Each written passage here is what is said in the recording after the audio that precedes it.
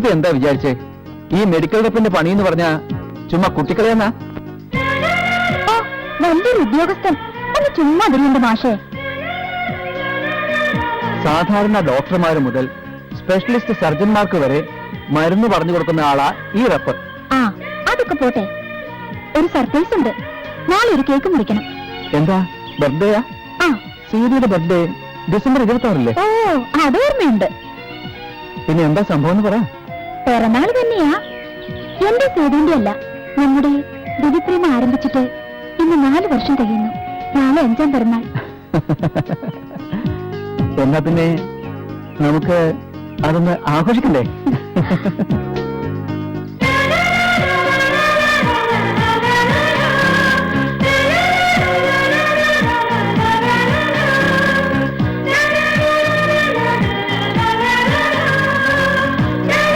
വീട്ടിൽ നിന്ന് അമ്മയുടെ പെർമിഷൻ വാങ്ങി. ഇനിയിപ്പോ നമ്മുടെ കല്യാണ കാര്യത്തെ പറ്റി വീട്ടുകാർ തമ്മിൽ സംസാരിച്ചോളൂ. വലിയ ആർഭാടമൊന്നും ഇല്ലാതെ മതി കല്യാണം. അങ്ങനെ തീരെ കുറക്കുകയൊന്നും വേണ്ട. ഇപ്പൊ തന്നെ എന്റെ അമ്മ ആരംഭിച്ചു കാണും ഒരുക്കങ്ങളെ. എന്റെ വീട്ടിലെ സ്ഥിതി സീതനറിയാലോ. എന്റെ മണ്ടി പെണ്ണെ, കല്യാണ ചെലവിനെ പറ്റിയൊന്നും താൻ പേടിക്കണ്ട. ഒക്കെ ഈ സേതുരാമൻ ഏറ്റു. ഈ ലോകത്തിൽ എന്റെ അത്രയും ഭാഗ്യമുള്ള മറ്റൊരു പെണ്ണുണ്ടായെന്ന് തോന്നുന്നില്ല. സേതുവിനെ എനിക്ക് കിട്ടിയല്ലോ, അതുകൊണ്ട് പറഞ്ഞതാ. എന്റെ സേതുവിനെ എനിക്ക് നഷ്ടപ്പെട്ടു. എങ്ങനെയെന്നറിയണ്ടേ? ഒരു ആക്സിഡന്റ് ആയിരുന്നു. തിരിച്ചു വരാത്ത ലോകത്തേക്ക് എന്നെ തനിച്ചാക്കി എന്റെ സേതു പോയി. എല്ലാം നഷ്ടപ്പെട്ട് ആകെ തകർന്ന് എനിക്ക് ഒരുപാട് ഉത്തരവാദിത്വം ഉണ്ടായിരുന്നു. കുടുംബം, പട്ടിണി, 3 അനുജത്തിമാർ. എനിക്ക് മറ്റു വഴിയില്ലായിരുന്നു മോളെ. സമ്മതിക്കേണ്ടി വന്നു. സഹോദരിമാർക്ക് ഒരു ജീവിതം ഉണ്ടാക്കി കൊടുക്കാൻ വേണ്ടി ഒരു 2ാം കെട്ടുകാരന്റെ ഭാര്യയാവാൻ ഞാൻ സമ്മതിച്ചു. പക്ഷേ സ്നേഹം കൊണ്ട് എന്നെ പൊതിയുന്ന അദ്ദേഹം ഇന്നെന്റെ ദൈവമാണ്.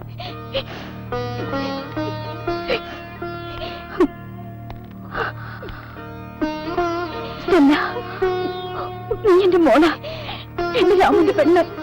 ആന്റി മാപ്പ്.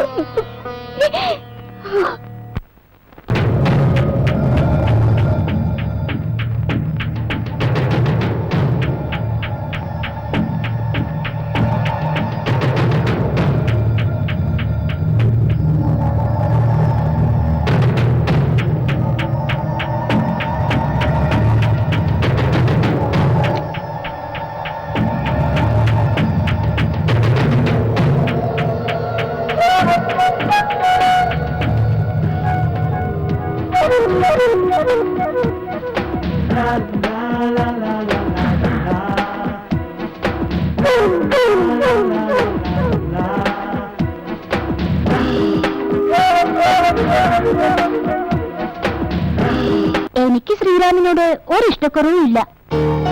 നിനക്കങ്ങനെ എന്നോട് പിണങ്ങാനും പറ്റില്ലല്ലോ.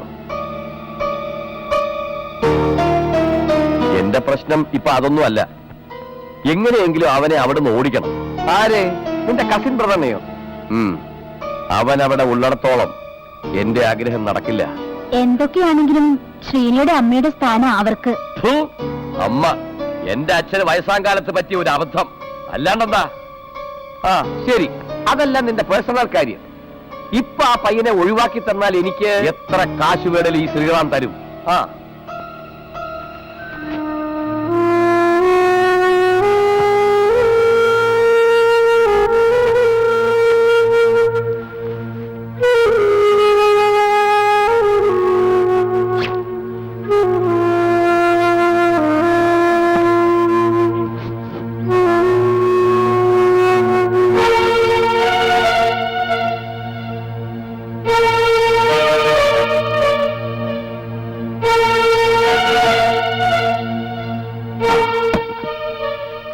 ലോഡ്ജ് മുറിയാണെന്ന് നീ വിചാരിക്കണ്ട.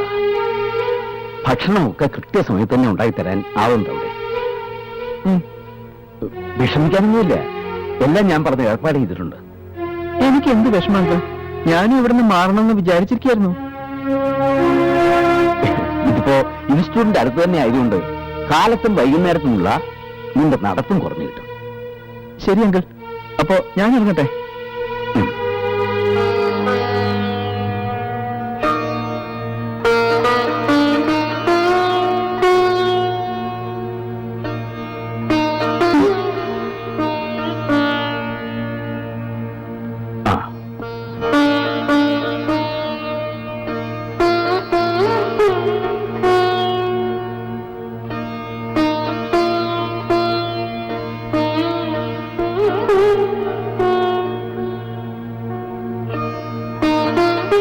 എന്തുകൊണ്ടും അതാണ് നല്ലത്, അല്ലേ ശ്രീതേ?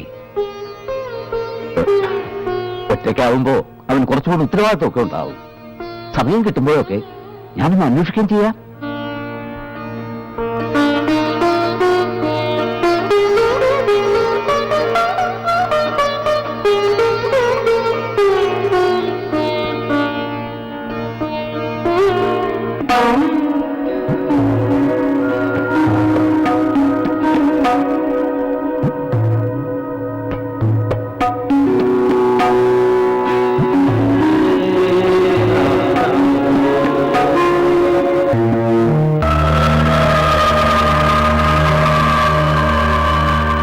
എന്താ അർജന്റായിട്ട് സംസാരിക്കാനുണ്ടെന്ന് പറഞ്ഞത്? ആ ഭാഗം ക്ലീൻ. നീ കാര്യം പറ. ആ രാമനാഥന്റെ കാര്യേ, വീട്ടിൽ സ്ഥിരമായിട്ട് നിന്നാലല്ലേ വല്ലതും അറിയൂ. നീ വളച്ചു കേട്ടാ ജാനു? ആ ചെക്കനെ ഇവിടുന്ന് പറഞ്ഞു വിട്ടുവെന്ന്. പറഞ്ഞു കിട്ടുന്നോ? അതെ, താമസം ഇവിടുന്ന് മാറ്റി.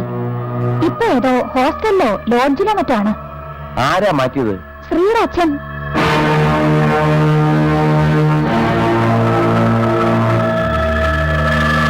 ഇനിയിപ്പൊ നമ്മുടെ കല്യാണക്കാരത്തെ പറ്റി ഉടനെ ചിന്തിക്കണം. അതൊക്കെ സമയം പോലെ നടക്കും. നീ വേഗം നടന്നു.